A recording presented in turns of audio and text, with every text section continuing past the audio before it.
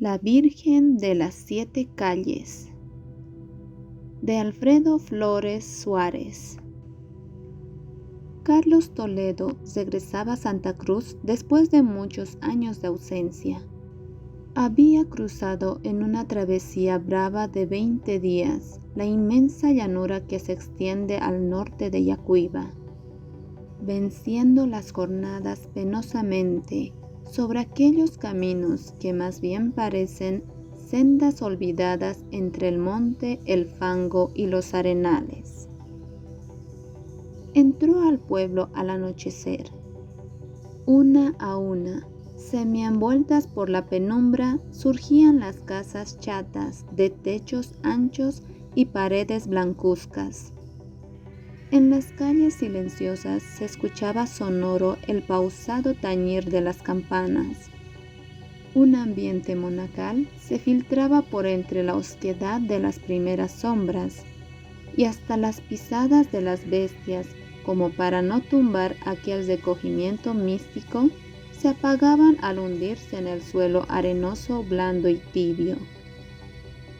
Avanzando lentamente desorientado, se internó en una calleja angosta y sinuosa, donde la oscuridad más densa se agazapaba en los rincones y ennegrecía los huecos grandes dejados por alguna construcción en ruinas. El aire se embolsaba allí cálido y pesado, saturado de agrios olores de comida pobre. Las primeras luces amarillentas y vacilantes se colaban pálidas por entre los balaustres de las ventanas entreabiertas, perfilando las sombras de los moradores o recortando la opaca silueta de algún curioso que asomaba la cabeza. Tras las puertas mal cerradas de una saurda se escuchaban voces altas e interjecciones gruesas, mientras que alguien ensayaba, entre hipos aguardentosos, las cadencias monótonas de un motivo popular. A esa hora las aceras se hallaban. El viajero animó a la cabalgadura y al doblar una esquina desembocó en una calle ancha, desde donde pudo ver cercanos los altos campanarios de una iglesia que se destacaban nítidamente en el azul intenso del cielo, salpicado ya por las primeras estrellas que brillaban lejanas. Tomando esa calle, Toledo se orientó en dirección a su alojamiento. Las tías solteronas, advertidas con anticipación, le habían preparado albergue. Un pequeño grupo formado por algunos parientes y amigos del barrio, a quienes las buenas señoras avisaron presurosas. Le esperaba ya junto al ancho portón de la vieja casona coloquial. Alguien divisó al viajero y le reconoció al punto. ¡Es Carlos!, exclamó avanzando con los brazos extendidos en el mismo momento en que Toledo, llegando a los horcones del corredor, se apeaba de la bestia. Todos pugnaban por estrecharle cordialmente, y entre el rumor de las voces se elevaban los saludos cariñosos de las tías que le instaron a ingresar a la vivienda. En la sala espaciosa, de acre sabor pueblerino, donde la luz de las velas goteantes en los candelabros luchaban penosamente con las sombras, se hizo la rueda de familia. Era un círculo heterogéneo, relacionados cercanos y lejanos, con expresión de afecto y cordialidad, curiosos vecinos, ávidos de interrogar, sobrinitos que miraban azorados al tío y que se arrimaban acostados a las rodillas de las abuelas viejas, y desde el vano de las puertas atisbando las criadas de ojos vivos y rostros morenos. «El mozo que vino delante nos avisó de tu llegada», exclamó la tía Petrona, llena de emoción afectuosa. «¿Qué tal camino has traído?» «Sin duda que muy malo. terció solícita la tía Virginia. El camino de la Argentina nunca ha sido bueno, y menos ahora en tiempo de lluvias. El viajero asintió.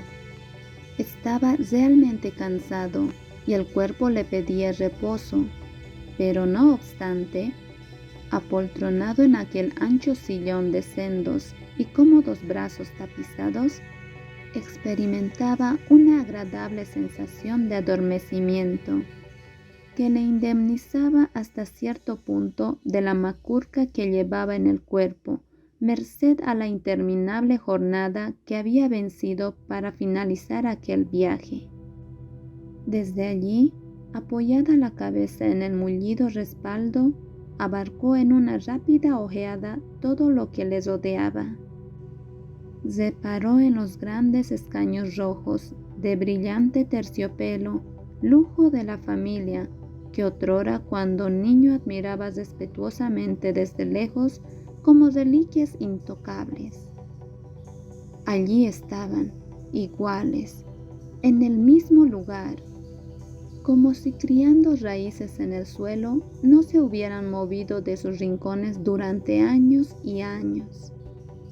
En un ángulo, la misma estampa de la Virgen, de una dulzura inexpresiva, en un marco grande y negro que se saltaba junto a las mismas flores de papel, permanente y desabida ofrenda manchada por la humedad. Sobre el piano viejo, el mismo mantón de Manila floreado en rojo, sobre fondo amarillo, y los mismos candelabros de plata patinados por el hollín y salpicados por grandes gotas de cera, que como gruesas verrugas cubrían la fina labor del artífice coloquial. En la mesa rinconera, gracioso mueble de finas patas retorcidas, junto al vaso de Guayacán encasquillado en plata, estaba todavía aquel enorme caracol nacarado, preciado adorno que las viejas tías cuidaban celosamente para sustraerlo a la travesura de los sobrinos, que cuando las descuidaban gustaban aproximarlo a la oreja para oír asombrados el sordo y lejano rumor del mar que un duende imitaba desde el interior del pequeño y pulido laberinto. Y también estaban allí los pesados cortinados de pliegues pastosos y los mismos visillos duramente amidonados que daban a la estancia aquel solemne y pronunciado aspecto de sacristía. No se habían movido tampoco los chillones cromos colgados en las paredes, y siempre ocupaban los lugares de preferencia, ganados en muchos años de posesión. Los retratos familiares, amarillentos, con los bordes carcomidos por la polilla, y donde los antepasados ingenuos caballeros lucían arrogantes posturas y tiesos bigotazos, y las mujeres descomunales sombreros o peinados pirámides, bajo los cuales los grandes y peregrinos ojos languidecían en una romántica mirada. Todo permanecía igual, los mismos almohadones, la misma alfombra algo raída, y las 1000 chucherías que el gusto candoroso de las dueñas había acumulado pacientemente durante 2 generaciones. Se diría que el tiempo, aquel implacable transformador, se había detenido en los umbrales de esa morada, desalentado ante el rígido y aferrado gesto de tradición que se albergaba bajo los techos chatos de la vieja casa solariega. Las buenas señoras no podían ocultar la alegría que les producía el regreso del sobrino mimado de otros tiempos, y experimentaban un candoroso orgullo al exhibirlo en el círculo que formaba la improvisada tertulia. Doña Petrona, la más animosa, era al parecer la encargada del manejo de la casa.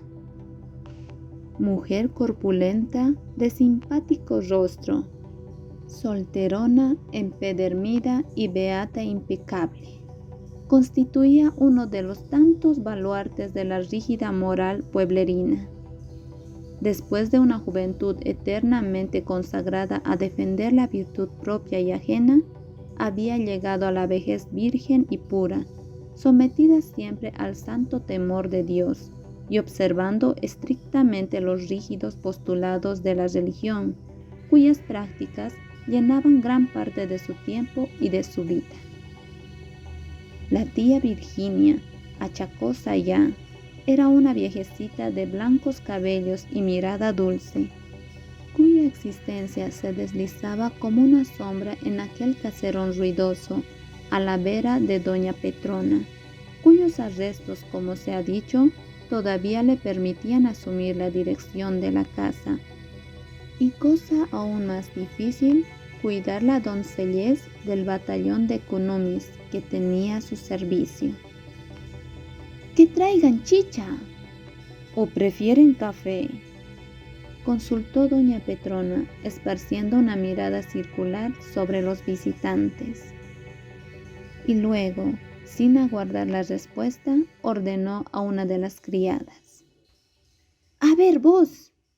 ¡Ay, Manuela, trae chicha!». Desde el zaguán se escucharon pasos apresurados y pronto un nuevo personaje se incorporó al círculo, no sin antes abrazar efusivamente a Toledo mientras le decía con franco afecto: «¡Hombre! ¿Cuánto has tardado en decidirte a venir? Ya habíamos perdido la esperanza de verte». Y acentuando la afirmación con un ademán de reconvención, añadió: «Estoy seguro de que si no te obligan tus asuntos particulares, jamás hubieras vuelto a la tierra».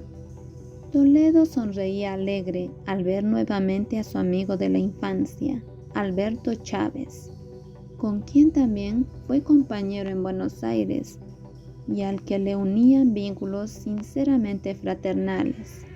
«¿Recibisteis mi última carta?», le preguntó ofreciéndole asiento a su lado. «Allí te avisaba el día de la partida». «Sí, hombre, la recibí. Aun cuando me la entregaron con mucho atraso, tuve el gustazo de saber que venías». Y bajando la voz le deslizó: «Ojalá la pases bien aquí y no te proporcionen mayores dolores de cabeza los arreglos que piensas hacer con don Juan». Durante la tertulia, la chicha sabrosa y fresca circuló una y dos veces entre los concurrentes, que después de los cumplidos de estilo y de satisfacer su curiosidad con preguntas de la índole más variada, se retiraron casi en masa hasta dejar a las buenas tías solas en compañía del recién llegado y de Alberto Chávez, a quien su amigo retuvo en el momento en que se despedía. «Quédate un rato más», le pidió cariñosamente. «Quiero que durante mi permanencia aquí estemos juntos todo el tiempo que tengas libre. Me servirás de Cicerón, pues creo que lo voy a necesitar, y en serio». Chávez reía complacido, exhibiendo su blanca dentadura que le daba una expresión simpática de llama sinceridad. «Todo lo que quieras, pero creo que ya es hora de que descanses. Yo sé lo que son esas jornadas a lomo de bestia cuando se ha perdido la costumbre de hacerlas». E incorporándose y asentándole familiarmente la mano sobre el hombro, añadió: «Mañana vendré a verte y hablaremos largo, porque no podría soportar hoy. Y así pues que hasta mañana, Carlos». Un fuerte abrazo fue la despedida de los amigos, y Toledo, después de dar las buenas noches a las tías, que también comprendieron que el viajero necesitaba reposo, se dirigió a su habitación, donde la fatiga le echó en la cama como un leño. Muy temprano abandonó el lecho, inquieto por recorrer al pueblo, ávido de vivir y recordar días pasados.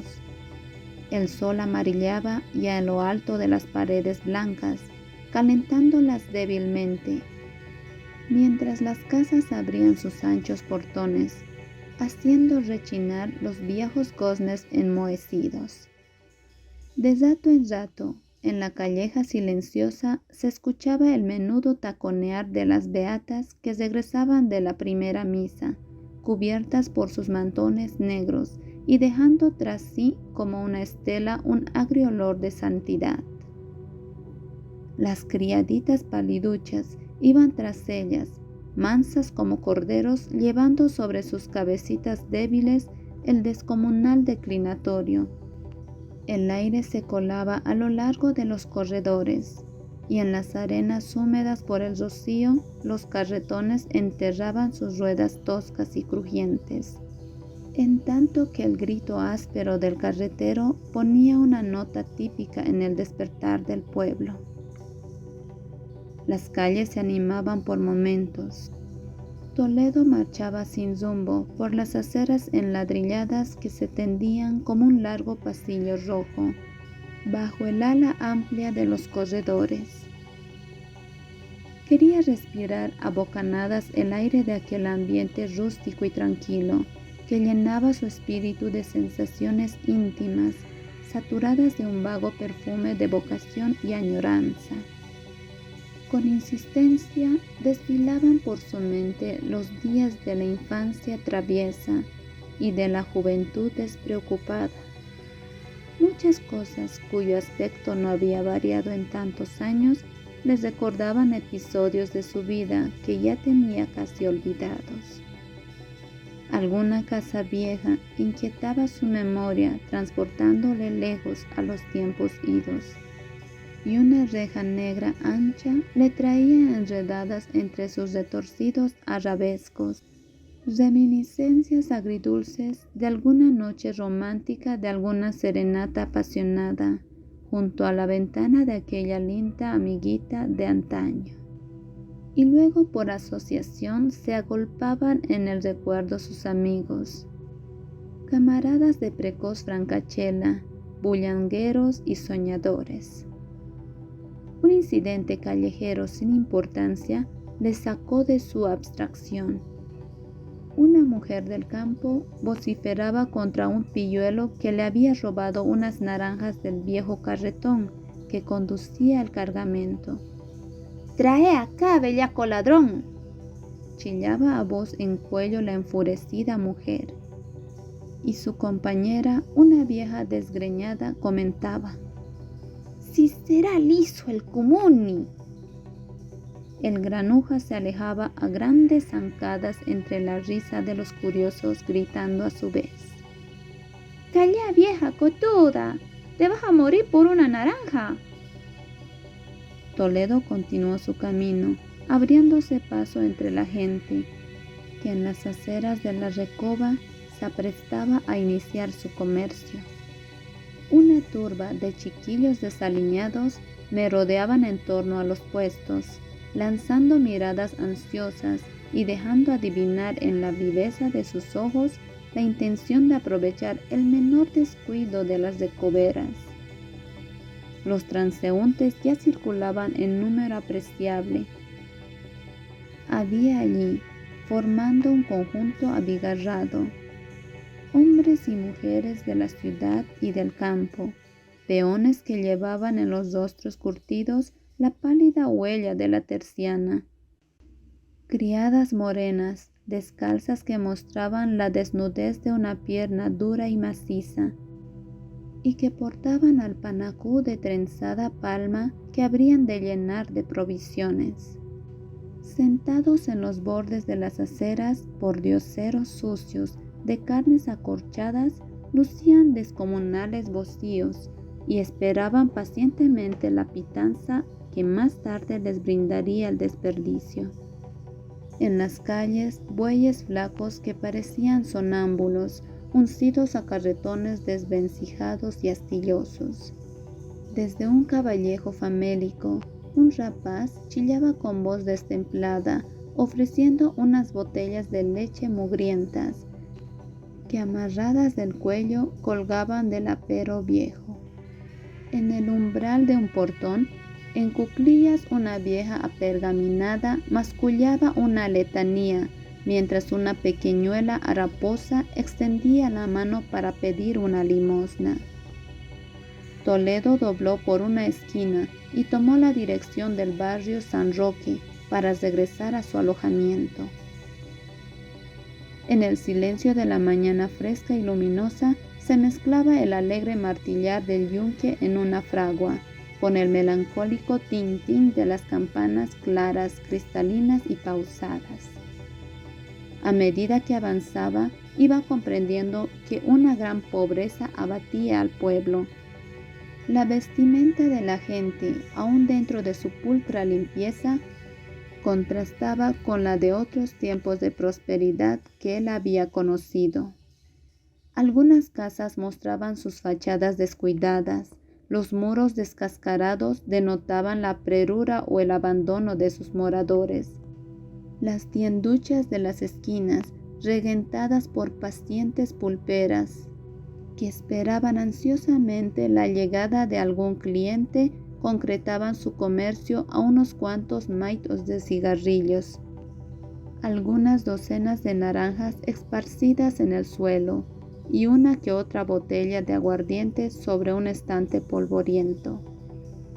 Si hasta los caballeros relucientes y gallardos de otrora no eran como los de hoy, jamelgos mal alimentados. Volver a un pueblo después de muchos años es como leer nuevamente en la edad madura la novela que nos deleitara en la infancia. Una vaga sensación de añoranza melancólica nos aprisiona cuando al cabo de una larga ausencia tornamos a pasear por las callejas tranquilas y silenciosas y entramos en contacto con las cosas que nos vieron crecer. Toledo llegó a su alojamiento. Al entrar desde el zaguán umbroso, oyó una voz simpática de mujer que se acercaba tendiéndole los brazos cordialmente. «Carlos, ¿cómo has llegado? ¡Qué cambiado estás!». Y él se detuvo un momento para recordar aquellas facciones familiares. «¡Oh, tía Marica! ¡Cuánto placer!», respondió adelantando algunos pasos para tomarle las manos. Era una vieja pariente a quien Toledo tenía casi olvidada. Estos parientes pobres son los primeros en visitar a los recién llegados. Humildes, casi ignorados, viven en los pueblos haciendo culto de familia. Ellos se encargan de enaltecer las glorias del apellido, conocen como ninguno la tradición de la casa, los hechos notables de los abuelos, cuentan la belleza sin par de las abuelas, su señorial aspecto, su virtud inmaculada. Defienden con lealtad digna de mejor empleo la reputación de todos los allegados, llevan luto estricto por todos los que mueren y se desvelan noches y noches junto al lecho de los enfermos. Ellos siempre buscan la forma de ser útiles y por eso, porque todos creen en esto, constituye algo así como una contribución obligada a mayor gloria de la familia. Pocas veces se reconoce el valor de su adhesión, rara vez se les toma en cuenta y generalmente permanecen olvidados en los días de regocijo familiar, a no ser que se les necesite para ayudar en la cocina o para encomendarles algún mandado. Doña Marica contemplaba a Toledo extasiada. Había en su expresión esa candorosa simplicidad de las gentes de tierra adentro. «Si yo te he tenido sentado en mis rodillas», exclamaba la buena mujer, resistiéndose a creer que los años hubieran operado la transformación del niño en el hombronazo que tenía frente a ella. «¿Cómo pasa el tiempo? Si me parece que fue ayer cuando te fuiste». Cuánto se hubiera alegrado la afinada Manuela al ver a su hijo tan grande y tan lindo. Toledo la miraba con cariño. La viejecita le traía sin quererlo una imagen de su madre a quien no pudo ya encontrar a su regreso. Había en el rostro de aquella mujer la expresión de la conformidad sumisa ante las desventuras de la vida. Cada arruga, cada mechón de su cabello gris La blancura de sus labios resecos que enmarcaban una boca desdentada era una imagen de decadencia, un adiós a la vida que se iba calladamente, como había transcurrido para ella todo en el silencio de aquel barrio, cuyas callejas soleadas tenían ese algo melancólico que vaga impalpable sobre las sendas del jardín solitario. Sí, tía Marica, mamita siempre me escribía y en sus cartas había como un presentimiento triste de que nuestra separación sería definitiva. Ella quedó un momento pensativa. Sus ojos opacos vagaron por quién sabe qué lejanías. Así es, respondió conformadamente, con un suspiro filosófico. Todos nos vamos cada día, cada mes, cada año. La familia se va achicando. Manuela, Pablo, tu padre, Carmen. Cada vez que se va alguno de ellos, yo me siento más sola, más desamparada. Pero tía, esa es la ley de la vida. Unos se van y otros vienen. Sí, así es. Pero nosotros no nos acomodamos a ello, sentenció la viejecita con aquella aguda y sutil tristeza con que algunas personas que viven del recuerdo de los seres y de las cosas idas sienten el vacío que dejan los muertos en la vida calmosa de los pueblos.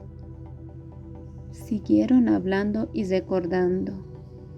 Doña Mariquita era una crónica viviente, y por ella supo Toledo quiénes faltaban ya en la familia, que su maestro don David, ya ciego, vivía en la miseria en una casucha de extramuros, que Delia, aquella primita encantadora que fuera su compañera de juegos y quizás su primer cariño, era hoy una señorona llena de hijos, que Adelaida, la hija de doña Petronila, la ricacha del pueblo, se había huido con un brasilero y nunca más se supo de ella. Cuando doña Marica se despidió prometiéndole repetir la visita con frecuencia, Toledo entornó la puerta de su habitación y se recostó en la blanca y fresca hamaca que atirantada de unas argollas cruzaba la sala en diagonal. Decididamente este primer paseo por el pueblo le había dejado una sensación extraña, algo así como el penoso desencanto de su deleite insatisfecho. Aparte de la natural emoción experimentada al ver nuevamente los lugares donde había transcurrido su infancia y que la imaginación a la distancia había significado tanto, no sintió al recorrer el pueblo y ya no sobre el terreno esa honda vibración que en el recuerdo acicateaba sus ansias de volver. Su espíritu no se conmovía ya ante la rústica belleza de la ciudad colonial, con cuyo cielo puro y el sol incomparable habían soñado tantas veces en la frialdad gris de la gran ciudad.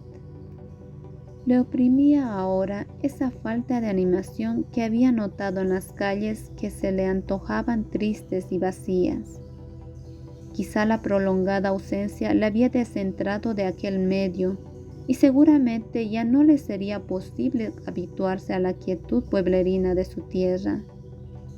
Sin duda, la urbe le había conquistado, y era el contraste de lo monumental lo que había empequeñecido la bella imagen del terruño tantas veces añorado. No había cumplido todavía los 18 años cuando sus padres le enviaron a estudiar a Buenos Aires, la universidad primero y la lucha por la vida después fueron ganando su espíritu a la modalidad de la ciudad monumental que absorbe los caracteres más templados y los modela en aquella existencia vertiginosa al margen de la cual nadie puede quedar sin ser arrollado. Carlos era hijo de Venancio Toledo, un cruceño de pura cepa, que luchó denodadamente durante los primeros años en Beni para ganarse una fortunita que le permitiera poner a cubierto los cercanos días de su vejez. Y más que nada, costear la educación de su hijo único, a quien con doña Manuela, su abnegada compañera, consideraban la principal finalidad de sus vidas.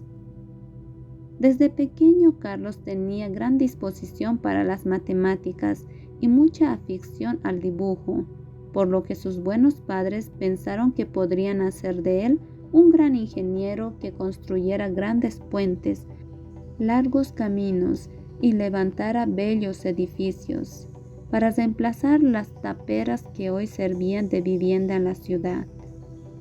En la ciudad Toledo fue un alumno discreto y consciente del sacrificio que hacían los viejos por su educación. Se aplicaba y vencía los cursos normalmente. En un comienzo, el ambiente de la gran ciudad le aturdía.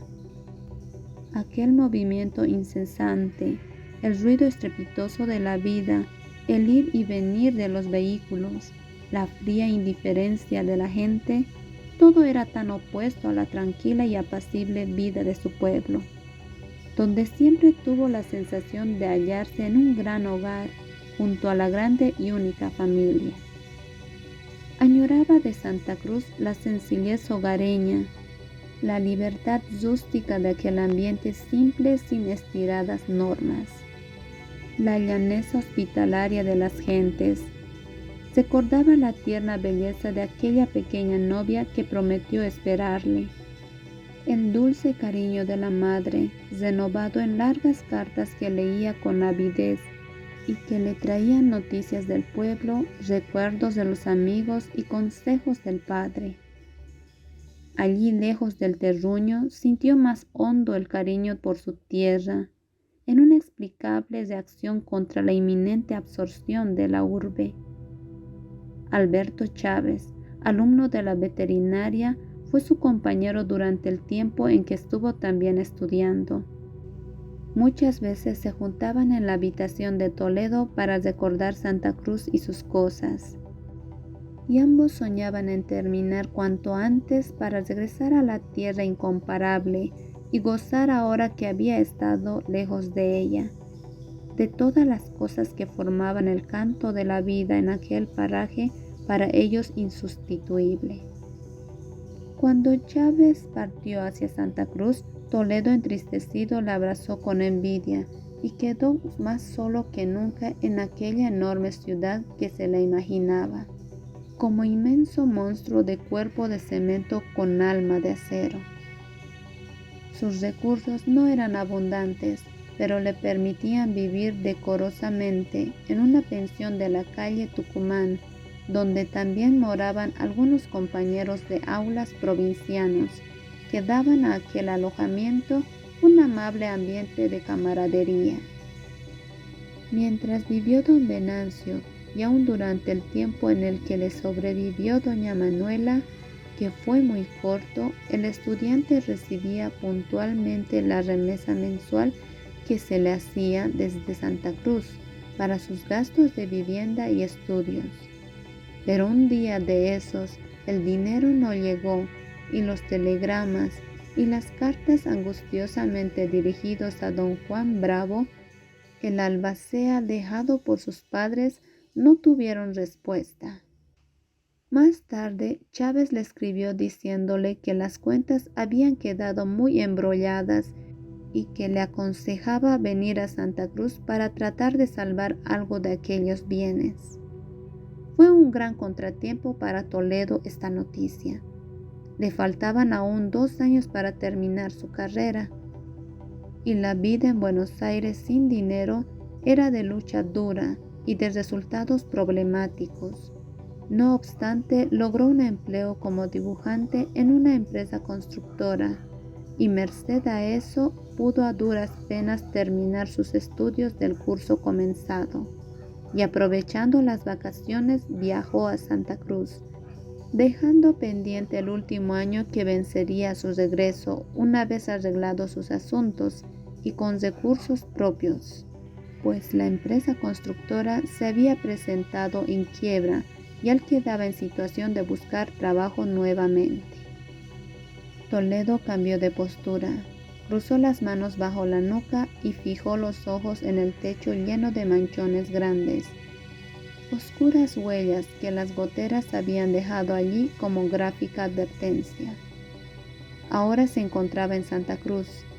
Nada había cambiado la faz exterior del pueblo. Las mismas construcciones coloniales de enormes patios cuadrados, centenarias y ruidosas, uniformes hasta la semejanza exacta. No se había reemplazado tampoco el estilo en las contadísimas casas nuevas levantadas en los últimos años. Pensó que quizás él podría volver algún día, cuando el progreso llegara a esta tierra fecunda con ímpetus de transformación avasalladora, y trabajar también en la gran empresa que como cruceño se creía obligado a anhelar, la de convertir el rústico pueblo colonial en una ciudad moderna, populosa y confortable. Pero para eso faltaba mucho tiempo todavía.